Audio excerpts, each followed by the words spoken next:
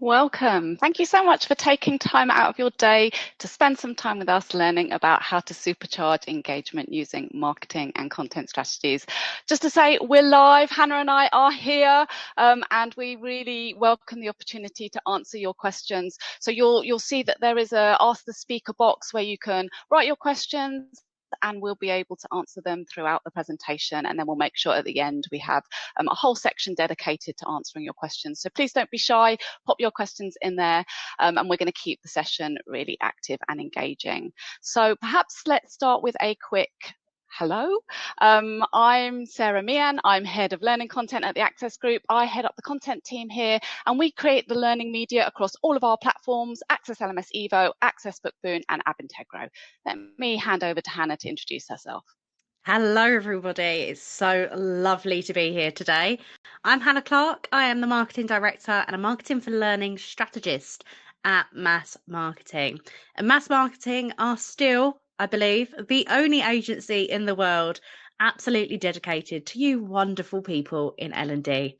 We help L&Ders really apply marketing tactics to get people learning. And that's what we're going to be talking about today. Thanks, Hannah. So we've got a problem, don't we, in L&D? It's a bit of a problem, and it's almost why MAAS Marketing was born. Both myself and Ashley, the other half of MAAS, were in learning tech vendors. We were working with lovely L&D people, and we could see that people were spending a lot of money on their content. They're spending a lot of time on their content and their platforms and all of this stuff. But no matter how well you built it, people still weren't coming. People still wasn't actually engaging with the platforms or the content. And when we asked this at Learning Tech, Sarah, it was the moment that everybody in the audience started nodding their heads. Yeah. We're building wonderful content, but they're not coming. And that's a bit of a challenge, isn't it? Well, there's something quite soul-crushing about the fact that you put all of your heart and soul into creating what you think is great content, and yet people aren't rushing to do it and, getting the completions. And you're thinking, I did my bit. I did all of the fancy graphics and the GIFs.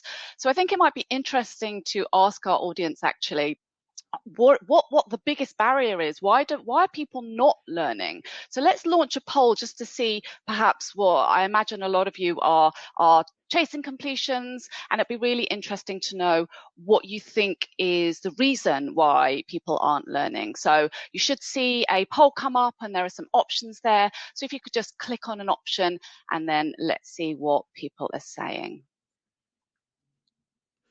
So we've got some answers coming in now. Oh, I can see the percentages changing as we speak. So we've got outdated learning management system, lack of time, not relevant, lack of content, or resistant to change or new technologies. Okay, we've got loads of votes coming in, Hannah. I'm going to close the vote in a moment, and then we can present to everybody and see what the biggest barrier to learning is. So I'm going to close the poll. Let's see what it says. I think this is the time. It's the time for that meme of pretends to be shocked. Yes. It's something we hear all the time, isn't it, Sarah? Yeah, absolutely. People say they haven't got the time to learn. But people do make time for the things that they care about, don't they? Exactly. And I think time, if I'm honest, is quite a nice scapegoat, isn't it? It's quite a nice thing to say, oh, I haven't got the time for that. And the truth is, people do make time for the things that they want to do. But also, they can't make the time for learning if they don't know about it. If they don't know it's there. People aren't just going to happen upon your learning content, are they? And I think one of our biggest challenges in L&D is actually an awareness problem. We talk so much about engagement, and we have this engagement problem. People aren't engaging with us. Actually, a lot of the time, it's an awareness problem. People don't know it's there so that they can engage with it. And can I just add, I think we've also got a boring content problem. Like, I've been making content for many years, and the reality is that most of it is really boring. We just tend to download information, and it just doesn't need to be like this, does it? So we're going to take you through some tips, some tricks in order to make sure that you basically have engagement at every single step, because I think sometimes people think that the learning event is it, right? It's the course, that's the only bit. But learning happens way before that, and it also continues way after that. So every single step matters, and you can build engagement into every single step. So let's go through that a little bit now. So Hannah, take us through, how can we talk about how can we create engagement even before we've got to the content? Yeah, and this is a part that's so often missed in L&D. So I want you all to start by thinking about your childhood years. Think about when you really wanted a new toy, or maybe a sweet, maybe an ice cream from the ice cream van. You knew the perfect time to ask your parents for that sweet toy ice cream. Maybe that was on a Friday when they were winding down after work and they were a little bit happier. Maybe it was on a weekend morning when you knew they were more chilled out. You really knew when to ask them this question. Now, cast your mind to a different thing. Think about the last time you recommended a book or a series to somebody. Why did you do that? What made you think, I need to tell this particular person about this book or series? What made you make that leap from watching it or reading it yourself to sharing it with a friend, a colleague, a family member? And then think about when you're scrolling on social media and you're maybe on Instagram or TikTok, for those of you that are like me and spend too much time on TikTok, and you see something that maybe you found funny or maybe you found really interesting, and you share it with a friend, a family member, maybe your partner, maybe a colleague again. What made you do that?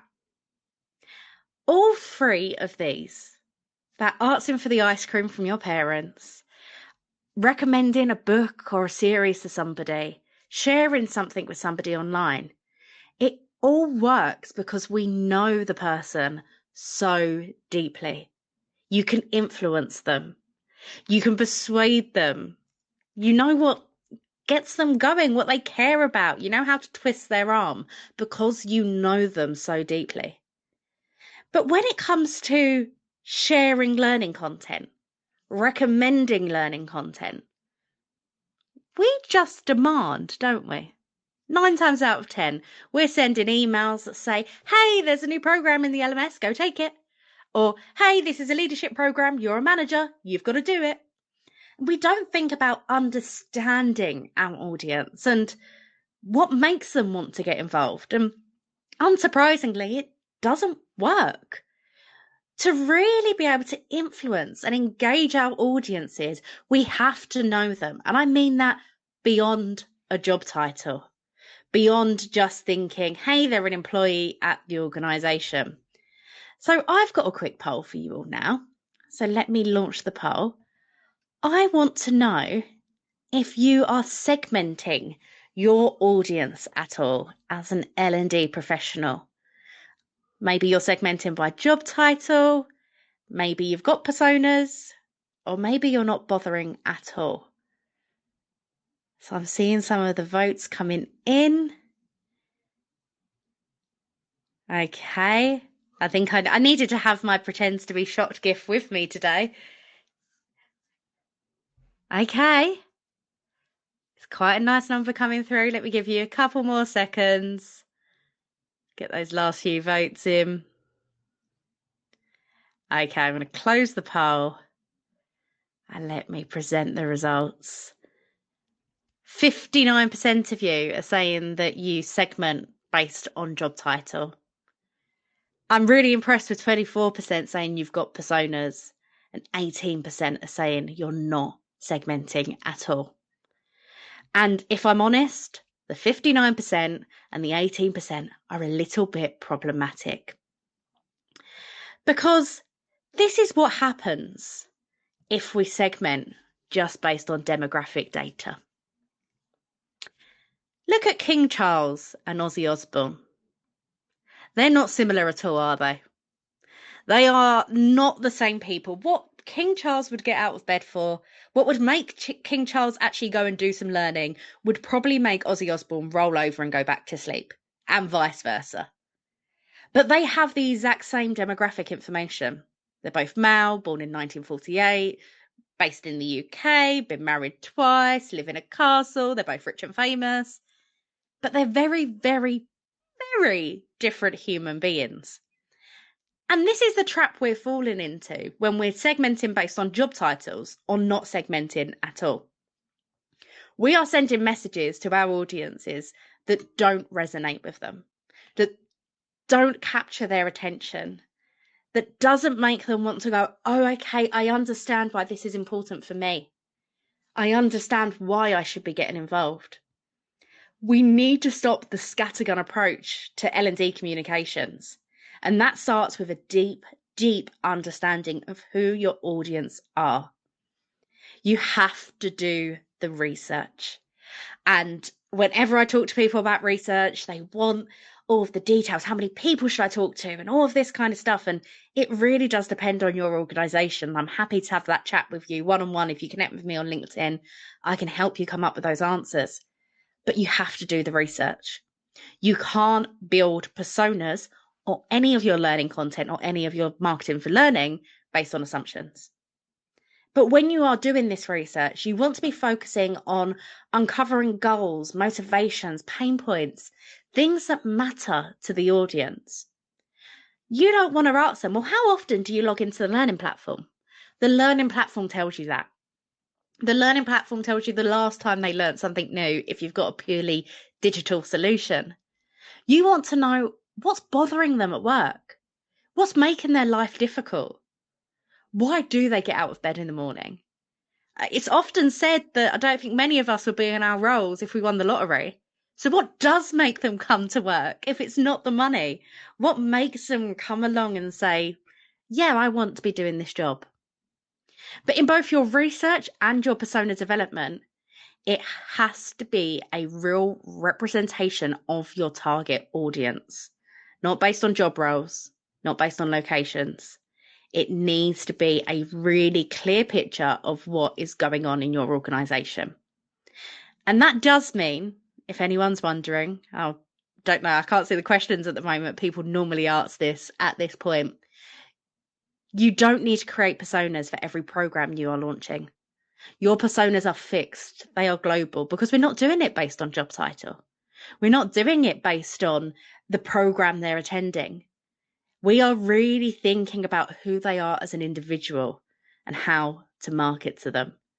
One anecdote I love to share here is me and one of my very best friends, Jenny. I actually met her at work. She used to be a colleague. Now she's one of my very best friends. She is the head of finance, and I can't think of anything worse than working in finance, if I'm honest with you. I'm a marketer. I'm a creative. I love doing what I do. Finance is the polar opposite to anything that I'd ever be interested in. And vice versa. Jenny could not think of anything worse than working in marketing. What do you mean? I have to come up with ideas and there's not a formula for me to solve. We are so, so very different at work. But our goals and motivations in life are incredibly similar. That's why we're such good friends. What gets her out of bed in the morning and come to work and engage with learning content and professional development and keep herself going is incredibly similar to me. So when somebody is marketing to us, they want to be using the same words, the same tactics, the same approaches, regardless of the fact that in one breath you'll be talking about finance and the next you'll be talking about marketing. We are thinking beyond job titles. We are not our job titles. We are so much more than that as individuals. We are mums, dads, brothers, sisters, aunties, uncles, friends. So much before we are our job title. And we're definitely not learners. Nobody identifies as a learner. Maybe some of us on this call as L&D professionals, we might identify ourselves as lifelong learners, but our employees, they don't feel like that. And as you've probably gathered, I could talk about building personas for hours. This is a 2-hour session on the training that I deliver, and it always overruns. But I've got 2 resources here for you. And don't worry if you don't manage to snap them. They are going to be sent in the follow-up email as well. But it's a completely free ebook on creating learner personas And if you want, it's for some reason incredibly popular, a vlog of one of the times I've created personas, talking you through the whole process, showing you my spreadsheet, showing you how I did the research. So hopefully you find that helpful. Because I don't want to just talk about personas today. They are a very, very important part of marketing for learning. But actually, what we want to get into is answering this question. It is the most important question in L&D. I actually think it's one of the most important questions in life, but that's another conversation. What's in it for me? We're not talking about you. We're not talking about you as L&Ders. We're talking about the employees. Answering the what's in it for me is a task of empathy. To really put yourself in your audience's shoes and say, what are they going to get from this? Why should they even care? And by answering the what's in it for me, you're able to make learning content that currently seems quite abstract and detached from what your audience are doing, away from their day job. You're able to make that quite relevant and relatable to your audience. You're able to create anticipation and intrigue. Maybe it's a trailer that's really going to grab their attention and make them want to do the learning.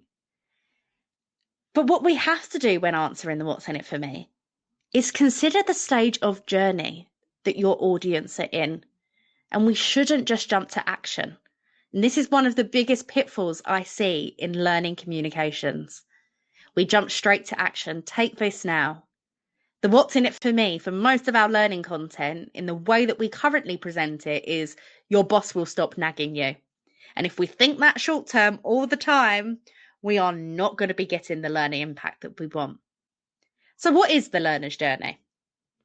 The learner's journey is something that we have unashamedly stolen from marketing. So if you've ever worked alongside marketers, maybe they've been sat on the desk next to you, you might have heard about the AIDA model. And it starts with awareness. And this is where most of your audience are going to be sitting. They're aware that learning exists in some form. They know they have to do their compliance training. They know you've got a job. They're aware that something's happening. The next stage down is interest. And that's when they're going, that might be worth my time. Maybe I'll do that. They're still not taking any action. Then we go to desire, and that's when they're going, oh, actually, I really want to do this. How can I logistically make this happen? I need to make sure I do have the time. I need to make sure that my boss is on board. And then, and only then, do we go to action. And that's the take this learning right now. We skip all of those steps above action all too often in L&D, and we shouldn't. We need to make sure we are building that anticipation, that awareness, that interest, that desire, making them want to come and learn before we're saying to them, go and do this thing. We're building a relationship with them. But that relationship should not end at action. We then need to continue to market to them and engage with them to increase loyalty. And I'll be talking more about loyalty later in today's session. But what I really want to talk to you about today, because I want to make this as practical and applicable for you all as possible, is devising a marketing campaign for L&D. Now, this is our 6-step process of creating a marketing campaign for L&D. And I'm going to give you a whistle-stop tour through it because we haven't got a lot of time today. I know Sarah's got so much she wants to share with you as well. But first things first, when it comes to creating a marketing campaign for L&D, we shouldn't be going in blind. We shouldn't be going in with guesswork. We need to go in with a really clear goal. We need to consider what stage of the journey. So are we trying to raise awareness? Are we trying to increase desire? Or it could be an action-based campaign. That is okay, but you need to be doing it intentionally. You obviously need to make your goals smart. I'm not going to sit here and tell you about SMART goals. I know you already know that. Everyone knows SMART goals. We all love to hate them, but it really holds us accountable to make sure that we're being relevant and timely and, measurable and all that good stuff. But what we need to think at this point is what will help us achieve our overall L&D goals. Perhaps your function is really focused on upskilling employees with new digital skills. Maybe you're just thinking about a growth mindset and getting more people learning. So your team should have a goal that you want to achieve over the next 12 months, for example. What can you do in this campaign that is going to help you achieve that overall goal? What is going to nudge you one step forward towards that goal? That's what we need to be thinking about with our goal definition for our marketing campaigns. How can we get one step closer to our overall function goal? But once we've got that locked down, we then want to start thinking about our audience. And you've already heard me talk about personas this morning. Use them. Once you've created them, doing campaigns and picking your audience is so much easier because you get your personas and go, oh, that one makes the most sense for our goal. We're going to target that person. You can segment by persona and job function. So, for example, if you've got loyal Lydia, who is really, really hardworking, has been at the business for 27 years, absolutely dedicated, and she works in finance, you can target people that just work in finance, but target your Lydia persona at the same time. Just because you're using personas doesn't mean you can't think about the practicalities of your learning content. And you don't have to use all of your personas for every single campaign. You can pick and choose. Maybe, for example, Lydia is not a good choice because she's already learning loads because she's that kind of person. Maybe you want to choose Motivated Matthew instead. And if you look at anything that I've shared with you about personas, you'll realise names are always got alliteration in them. Makes them easier to remember. But choose your personas wisely. Pick which one is going to help you reach your goal. It's not favoritism. You're not leaving people out. You are targeting your message really sensibly and really carefully to your ideal target audience. And then we need to get into the bit that's a bit more what you're probably expecting when we're talking about marketing campaigns. We need to pick our channels. And here I am saying, don't just rely on email. Email can be one of your channels, but if you are only using email, you are not doing marketing for learning effectively. Think about your personas. Think about what they do on a daily basis. Where do they go? What platforms do they use? Are they the kind of person that spends longer in the canteen while they're at work? Or are they the person that browses the intranet every day? Think about what they're doing and meet them there. If you know that your target audience is that person that spends a lot of time in the canteen, maybe it's time to go old school and put a poster up. If they're that person that checks the intranet every single day, it's their home screen, put an advert on the intranet. Go to where they're hanging out and try to interrupt them and grab their attention. Think about all the ways you're marketed to on a daily basis outside of work. We're interrupted. It catches us in the flow. You're midway through a series and Amazon Prime give you an advert. It's that kind of thing that we're trying to do, but maybe a little less intrusive. And always remember the rule of 7. Now in marketing, there's a rule, I use rule loosely, but that's what it's known as, that it will take somebody on average 7 times seeing your brand or your marketing to actually interact with you. And we can use that in L&D as well. It's an average, so it might take some people 15 times, it might take others 4 times. It's an average, that's how they work. But we need to be consistently marketing. And I think one of the biggest drawbacks as L&D professionals is we think we've said that already, we don't want to keep repeating ourselves. You have to keep repeating yourself. If you feel like you're getting bored of your messaging, good, it's working. You're putting it out there enough. Make sure you are maybe not posting the exact same post every day, but make sure you are posting repeatedly about the same topic to really grab your audience's attention. And once you've got your channels down, you need to come up with a hook. You need to come up with a way to grab attention. What's the one thing that's going to draw your audience in? And here are some really great examples of fantastic hooks that are just out there in the world. Share a Coke With is arguably Coca-Cola's most famous campaign ever. And they've just brought it back in the UK. I don't know about the rest of the world, but I'm suddenly seeing names on bottles again. It works so well because it grabs your attention, it brings them in, and it makes people share. It makes people talk about it. Spotify Wrapped is another great example. Another example of where they're using data to actually get people talking. Always Like a Girl campaign will always be one of my favourites. They're playing on a real horrible stereotype that we all know, especially us as women, and turning it on its head. And it made people stop and pay attention.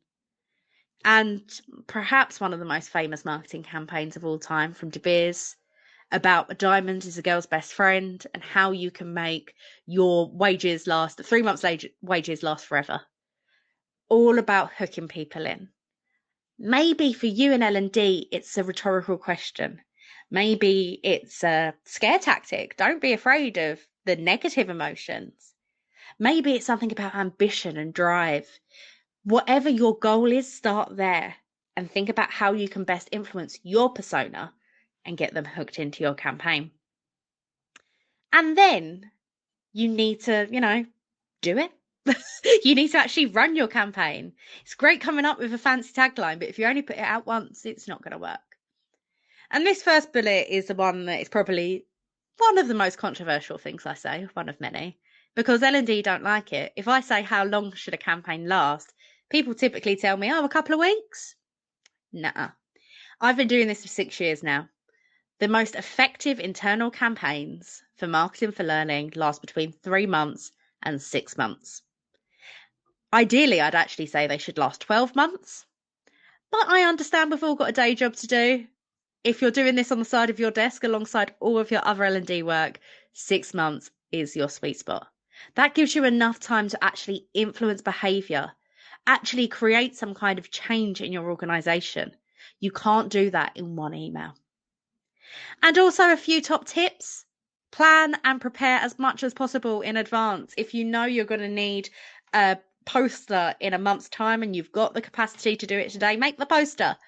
Make sure you've got all that stuff ready because it makes running the campaign a lot easier. And stick to your plan, but be really flexible with business requirements. A great example of this is something I've experienced very recently. We were a few days off of going live with a campaign with a client, and unfortunately that company announced a big restructuring globally for the whole organisation. People were really scared for their job, and our tagline was "Grow together, succeed together," which was never going to work well when people were worried about their jobs. So we had to put it on hold. We ran it a few months later. It worked incredibly well. But you need to be really reactive and understanding of the business environment around you. And then obviously, once you're running your campaign, your job doesn't stop there. You need to think about testing. What works? What doesn't? I could tell you today that influencer marketing is my favourite tactic to use in marketing for learning. Using employees to share your message. You might try that and it might not work. Just because it's worked for me does not mean it's going to work for you. So you have to test.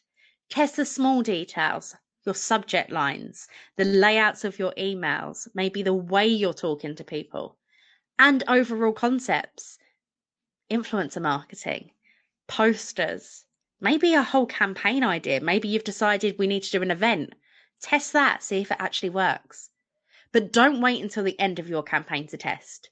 If you launch something on week 1 or 2 and you realise it's absolutely flopped, don't keep posting that for the next 6 months.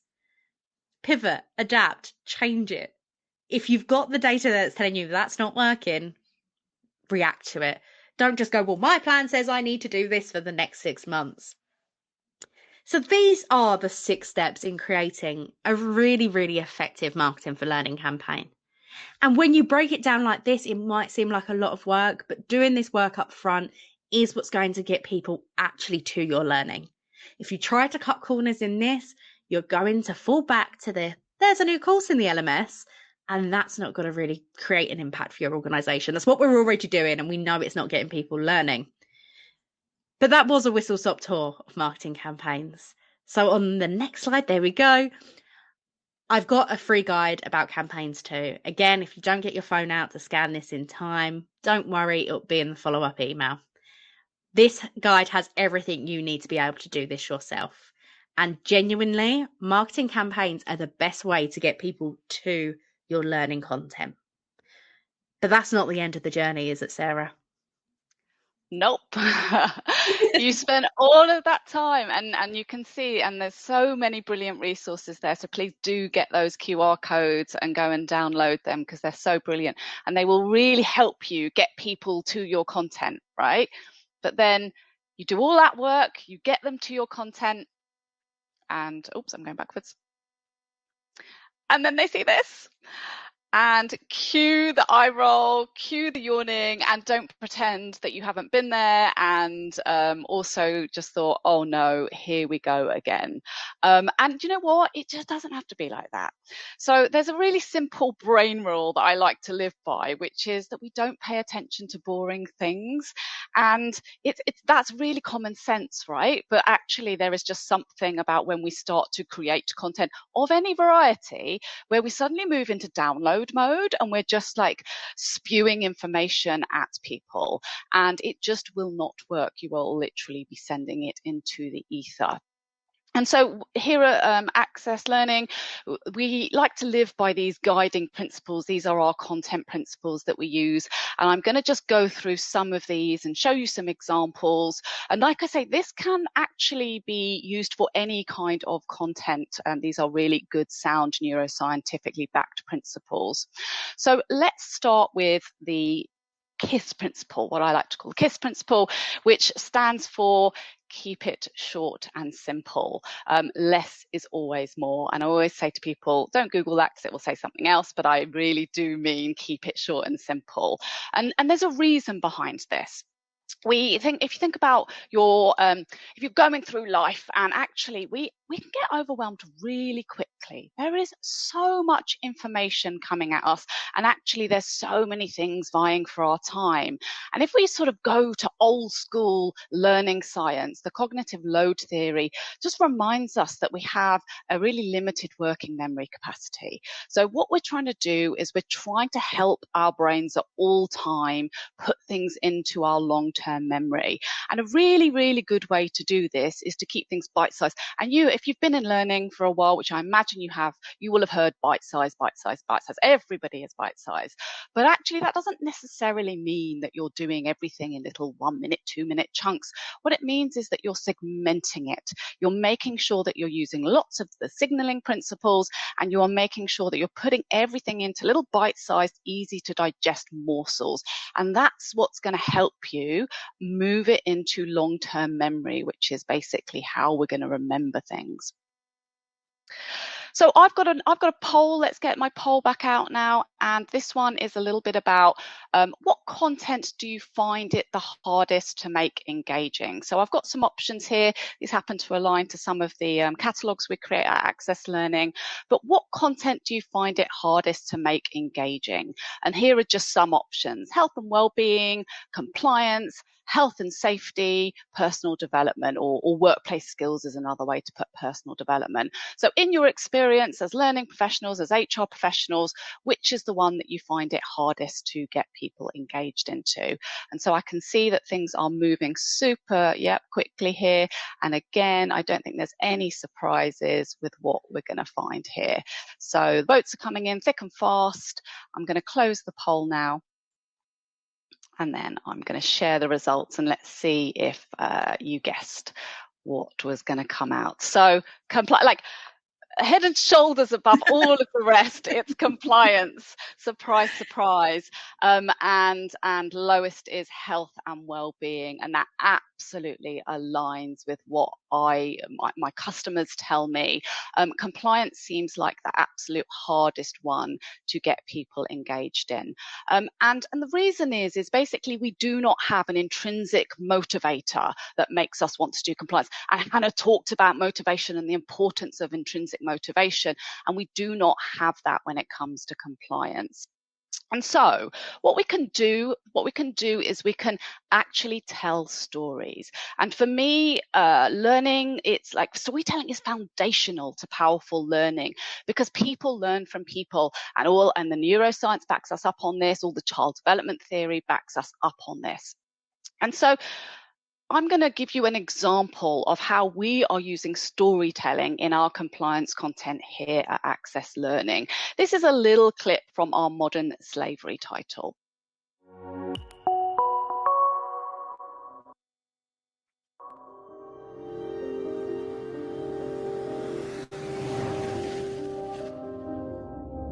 The job listing seemed promising, good pay, and in London.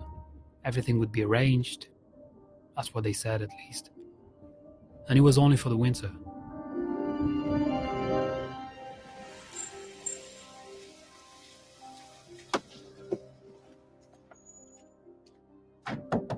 Right, we're here. Get out.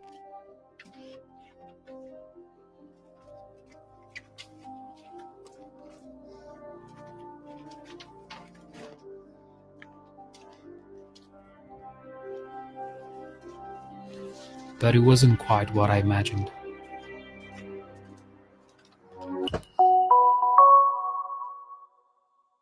So we would use something like that to hook our learners' attention straight off the bat, get them to have an awareness and to become more motivated. And actually we do a lot of episodic dramas. That's probably my television background coming in, and that gets people invested, curious. And what's wonderful about that is it also provides this framework that you can drop information into.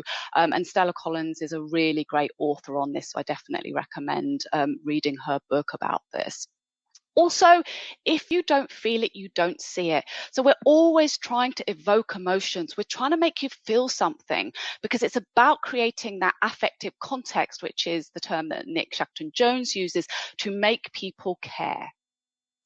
And then the godfather of e-learning, if anyone's been in e-learning a long time, you'll know of Michael Allen. And actually, I think some of this stuff still holds good in today's learning world with today's modern learners.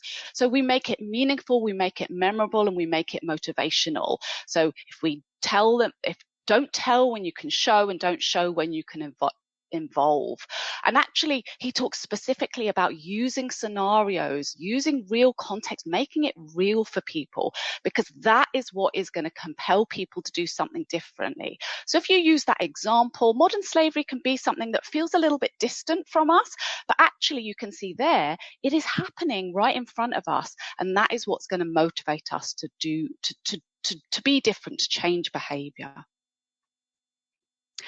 And so that is a really example of us keeping it real. We're trying to keep it relevant. We're trying to keep it authentic at all times. And actually, a lot of Gen Z audiences are asking for this authenticity above everything else at the moment.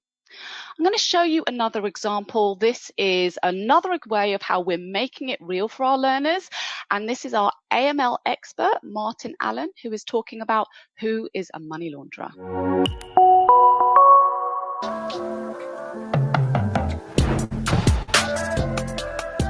Hands up all those who have knowingly laundered money.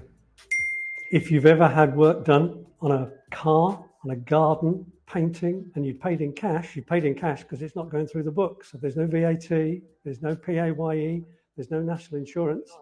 That's money laundering. And we've all done it. If it's a friend, if it's a mate, if it's somebody that is doing you a favor, I'm not saying don't do it. What I'm saying is be aware that that's also committing a criminal offence.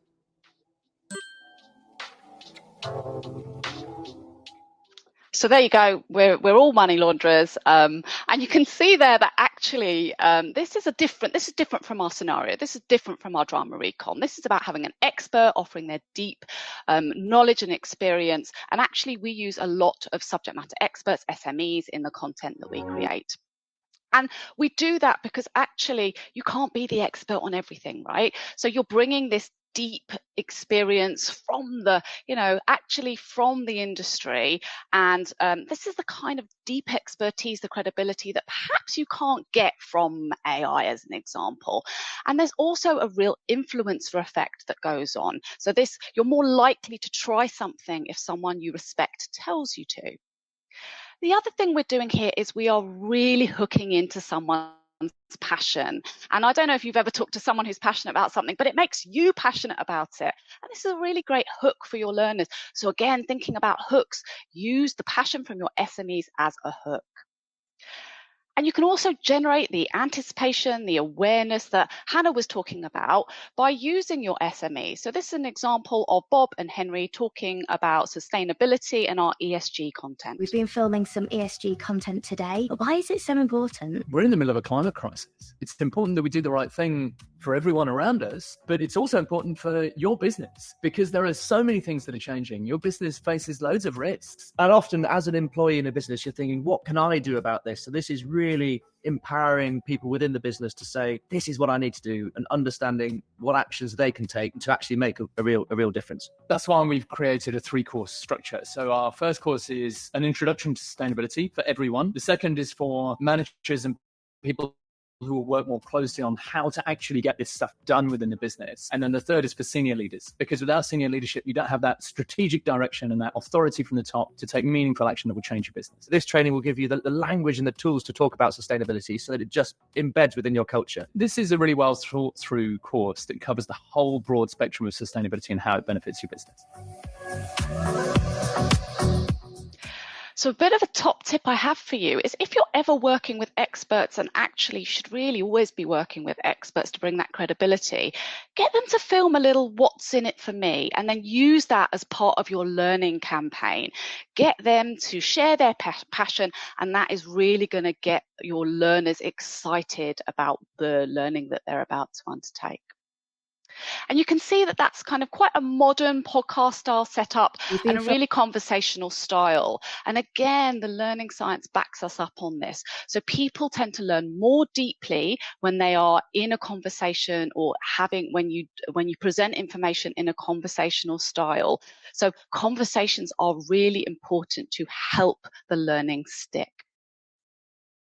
And then moving to our last principle, it's really important to keep your learning active. So keep people really engaged. And there's a few ways that we can do this. And actually, I love the AIDL framework, and Hannah introduced it so beautifully. And you're kind of taking your learner on this same journey throughout your content. So you can see that we've created this awareness, this interest, this motivation, but you need to keep moving them down the funnel, and you need to be moving them into action.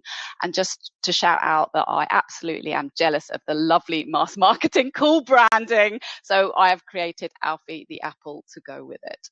And so here's an example of how you can keep it active. So here we've got, this is from our Abintegro platform actually, and it's about getting perspective on career goals. I'll just play a tiny bit of this.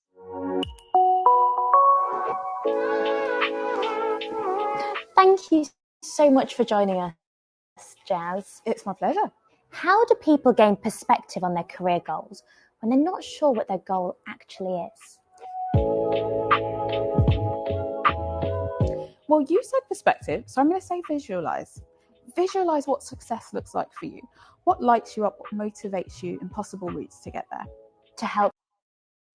So I'm pausing it there, but you can see that we've got a presenter asking questions. So very often presenters are great de facto audience members. So they're asking the questions that perhaps you can't do if you don't have that live interactive session. But also you've got loads of practical tips. So always have a call to action, always have the next piece of action that the learner needs to take so they feel motivated to go and do it. And then you need to apply your skills. You need to apply the learning. And here I'm going to give you a little sneak peek of our Grow platform where you can pick a skill and you can practice it. And then you can get little pieces of training content that perhaps in the areas that you are not so good or not so confident, give you some tips and tricks, and then you can go again. And so this is coming out very soon. So hopefully you've done a good job on your content. Hopefully you've used all of those tips and you've got everybody really engaged, and engaged so much that actually they want to keep coming back for more. They really want to come for the next episode, or they understand that you've got really good learning content principles. But there's actually more we can do, isn't there, Hannah, to keep people really engaged and loyal? Perhaps you can talk us through that. Absolutely. And I think a really great way of thinking of this is you might have watched TV series. Maybe you listened to a podcast and you thought, that was really interesting, really enjoyed that. I must listen to the next episode, must watch the next series. How long would it take you to forget about that? I know myself personally. I listen to podcast episodes and think, that's great, I need to dig into that. And the only reason I ever go back is because Spotify tell me about it. Spotify bring it up on my homepage, so I remember. Series, maybe Netflix promotes it to me to say, hey, you watch this and you might want to watch the next series. And we need to be replicating that in L&D. Our journey does not stop at action. If it does, you will find yourself putting loads and loads of effort in and it dropping off. Loads more effort in and it's dropping off. And it's a never-ending cycle. If we move forward and think about this loyalty point, we can create a flywheel, a never-ending approach. So where somebody is really loyal and engaged with our offering, they don't go back up to awareness. They'll probably jump straight back into the funnel at around the desire stage.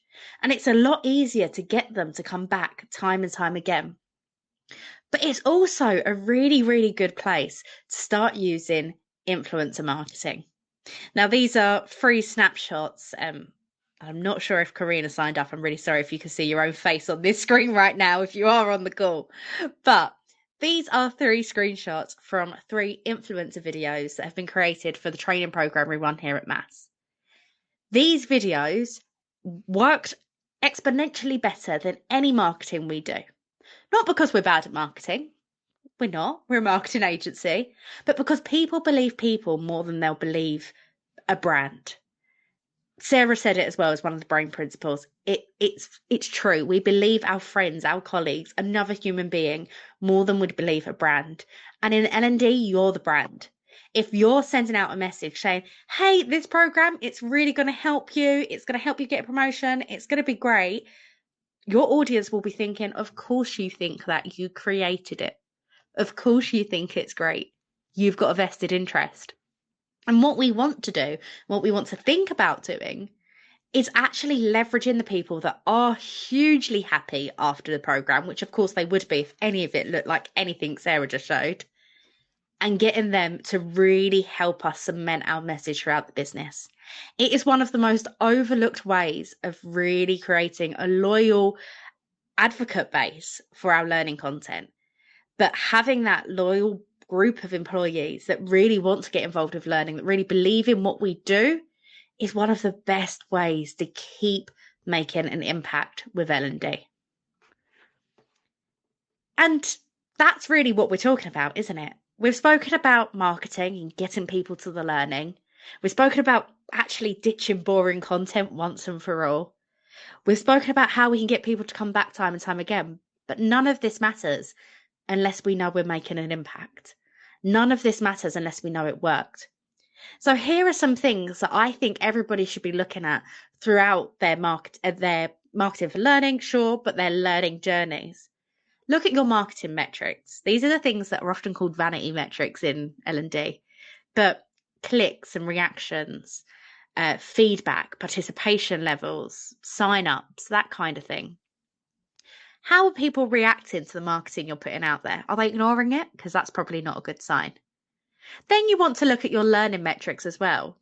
Usage rates, active users, completions, reports, these kind of things that show us that, something's happening. They're doing something, but it's still not giving us the full picture.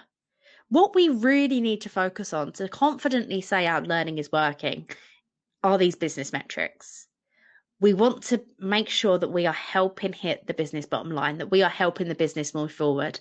Exactly as I was talking about at the beginning of the campaigns piece, when we're setting our goal, we need to be thinking about that overarching goal. We need to think about behavioural change, performance change. We need to be making a meaningful impact to the business if we want L&D to get the seat at the table that we've spoken about for so long. But fortunately, Access are definitely changing the game with that, aren't they, Sarah? So we really understand that actually you really want to be able to show the business that you're adding value. And we have this in Access LMS Evo, we have this fabulous admin hub because hashtag admins matter too. And so we really you can see here that we actually have engagement scores, we have compliance scores. So this is going to give you a really good idea about whether you're actually moving the needle, and that's something that our L&D customers tell us a lot that they need. We also have the possibility of creating some marketing spotlights. We have custom belts, so you can begin to put your content into meaningful experiences. And so I really, if you want to take a little bit of a closer look at this, please do reach out to us and we can show you the entire admin experience and how you can set your ambition, be that engagement or be that compliance. Now, I'm aware that we have got about 10 minutes. Great, we've got 10 minutes for questions. And so what I'm going to do is I'm going to actually stop sharing. So you can get to see us. There you go. We're back. And let's take a look at the questions and see what has come in here. So thank you so much. You've still got time. Please do put your questions in the chat. Let's race through as many of these as we can, Hannah. So Katharina has asked, do you have an example for a good L&D hook? Oh, I know you have many, so please go for it. I won't lie, I read this just as you started talking, Sarah, and I've been like, right, Hannah, think of a really clear example. So there's two. I did a generative AI project with Capgemini last year and the year before. It's award-winning, so the campaign really worked. However, the hook there was what really made the difference. And rather than doing this messaging about AI that keeps going out at the moment, like you need it to future-proof yourself and all of this, we thought, what's the practical application? What do our people care about? They cared about being better today. So our hook for that entire campaign was use Gen AI as an ally.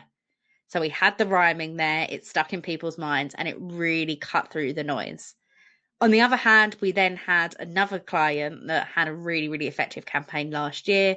And it was all about almost making learning seem more personalized than it was.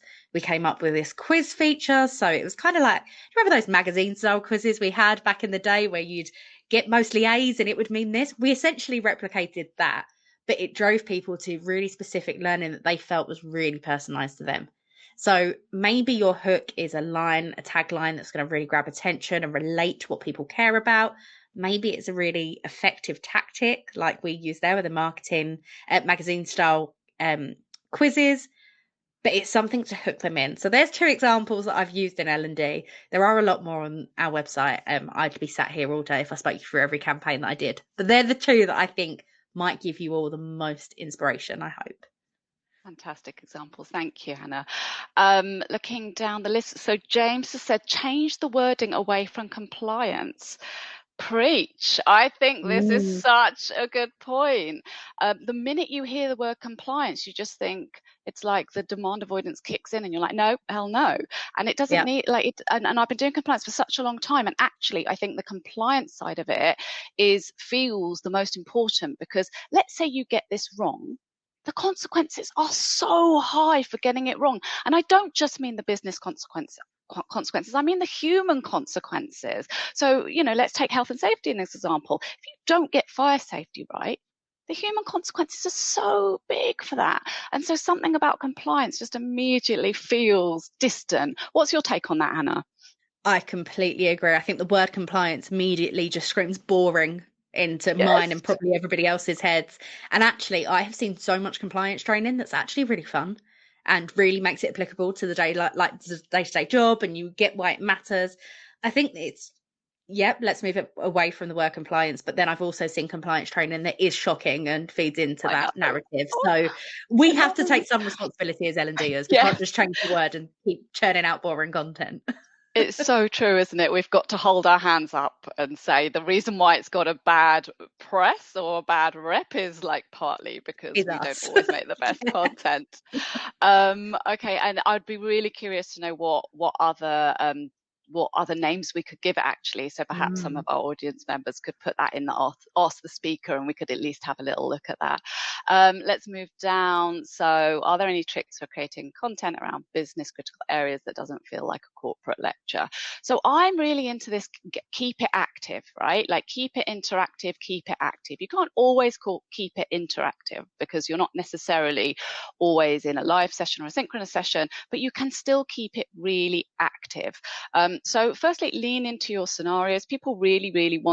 All people really want to know is, what do I do? Like, what do I do in this moment? So put them in that situation with choice moments. We were talking about our bribery and corruption course, and one of our e-learning leads said, look, the reality is I want to know, do I sign for the flowers or not, right? Customer sent you flowers, do you sign for them or not? That's what I want to know. So I think lean into your scenarios, make sure that you're asking those critical choice questions, get the neurons firing. I do think that getting your internal experts is a really, really good way to understand the vision and the what's in it for me. So I would definitely lean into your internal experts when it comes to those business critical areas. They're also the ones with all the expertise, and they're the ones with the passion, right? And that's what you're trying to hook into. So that's what I would say for that. Do you have any, Hannah? Do you have any tips for that? I think for me, I said it earlier on in today's session, the most important question in L&D is what's in it for me. Whether it's business critical and really business focused, whether it's compliance, no matter what it is, answer the what's in it for me. And it can't just be, oh, you're compliant. It needs to be something deep and emotive. But as soon as you've worked out that bridge, that's when you can make it really relevant. And then people actually want to take it rather than, look, they're making me do this. I've got better things to be doing. Also, as a side note, Kayla Lewis has wrote in, they changed their compliance training to essential learning. Ah, yes. Okay, better. We're moving away from that stick of compliance. Yes, I like that. Just going back to your point, Hannah, about what's in it for me. I think sometimes organizations make the mistake of saying, well, the organization will get fined. Let's be real. That's not like, yeah. I don't care. Maybe I should care. I don't care. But if there's a personal consequence, then I really care. I'm motivated. So really speak to the human motivation in that. Okay, let's keep going. Hannah, about the time frames for campaigns, even if not too long, how do you maintain learner motivation throughout longer learning programs?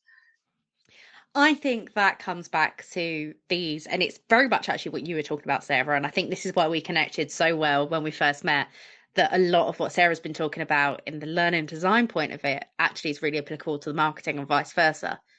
Repeated nudges. Keep reminding people. Often motivation doesn't lack if the content's really interesting and really engaging. It's other things get put on top. Other things become a priority and they forget about what they're doing. So we often go, oh, people lose motivation and they drop out. Actually, what's probably happened is the day job's taken over or something else has become a priority and they've quite simply forgotten about us. So it's that repeated piece of continually reminding people. Maybe there's pieces of your learning that you can chunk down and make it easier to digest and things like that. I'm not the expert on that side. Sarah definitely is.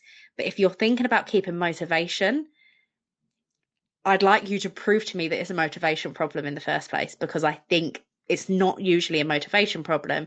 It's usually maybe a time management problem or a workload problem. I'm hearing a lot. I do a lot of research projects where I go out and talk to employees, learners, and they're telling me, I want to do this, but this is a priority. My boss wants me to do that, so I have to do what my boss wants. So it's just those kind of bursts of reminders to actually keep your learning front of mind that's going to make the difference. What do you think, Sarah? Yeah, I think it's a really good point, because actually it's all about, if I'm going to give you my time, right, I want to know it's worth it. So what's my return on investment here, right? And that's what I want to know. Actually, it's our job as L&D professionals to make it really clear, like, what are people going to get out of this? It's also our job, and I've actually saw a great question from Trudy, who talks about any tips for balancing engaging content with productivity concerns for higher ups. And hopefully this is what you were talking to, Trudy, but I also think it's our job to try and get time to value as quickly as possible. If you are doing a good job in your learning content, then actually you are teaching people in the quickest and most efficient way. And again, like, sometimes we just we'll move into like 1 hour compliance content. And firstly, 1 hour, you're never going to stay motivated for that long unless it's super, super engaging. but also it's, you haven't maybe earned the right to have an hour of someone's time, right?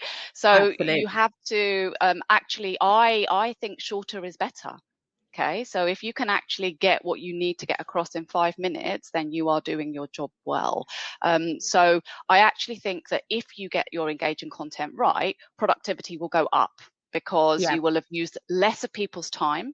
People will be more invested in coming back time and time again, learning, and then hopefully they're learning things that help them do their job better. So Yeah. that's what I'm thinking. I That also should, think what yeah, I'd go like for to it. also point out is the length of time that your marketing campaign is running is not reflective of the amount of time needed for learning. You could be doing a 6-month campaign about a grand total of 3 hours of learning content. It's, if you think about, say you've got an audience of 1,000 people, if you market it on day one, you're not going to get 1,000 people. Your objective in the marketing is to get as many of those 1,000 people to actually get to the learning platform or get to the training course, whatever it is, and take the learning. That learning piece could be tiny, but it's a business objective. You've chosen to do the campaign for a particular reason to drive them there. Again, if we go back to that Coca-Cola Share a Coke campaign, that campaign ran for about 3 or 4 years the first time it was out. All they're getting you to do is buy one bottle of Coke, repeatedly, obviously, but they only want you to buy one bottle of Coke. The amount that you're marketing shouldn't actually influence or reflect in the amount of time you want them to be learning, but it should be reflective of the importance of the learning. So I'm not saying run a 6-month campaign, which means your program has to go on for 6 months. I'm saying run a 6-month campaign to get as many people as possible to the learning that's going to impact your business bottom line. Fantastic. Hannah, I'm aware that we're all are over already, time. I know, and we could talk forever about this. So I will close the session now and just say a huge thank you for spending some time with us. We've really enjoyed answering your questions, having you respond to the polls. Just to shout out that we have another webinar coming up talking about learning culture. So please scan and join that. We've got some of our wonderful book boon subject matter experts joining us for that. I must say a huge thank you to Hannah. It is such a joy when we get to share the stage together, because we just completely aligned and really passionate about the same things. And there is nothing quite like just being able to geek out and be passionate about all things learning with you. So please do connect with Hannah, connect with me. We're on LinkedIn. We love having those conversations. So please reach out and connect. There's going to be an email with a recording and QR codes of all of the information that you can download. And until then, thank you so much. Goodbye. Have a great rest of the day. Thank you, everybody.